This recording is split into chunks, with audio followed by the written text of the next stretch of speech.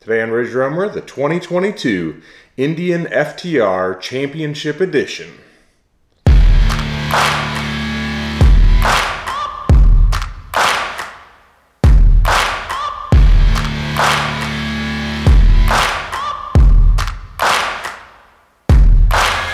I'm a huge Indian fan, I'm a huge flat track race fan, and I own an FTR 1200 2019, one of the original ones.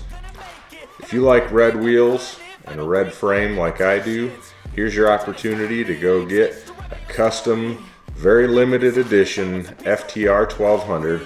I would say there's really nothing special about the bike as far as differences from the standard FTR 1200, except for the fact that it has the 18-inch rear and 19-inch front wheel and tire combination and the dirt track tires that they used to use in 2019 and got rid of in favor of the new 17-inch wheel and tire combo.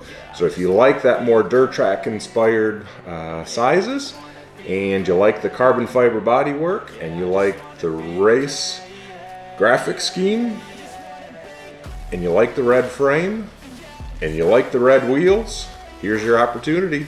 200 in the US, 200 in the rest of the world. Reserve one at your Indian dealership today.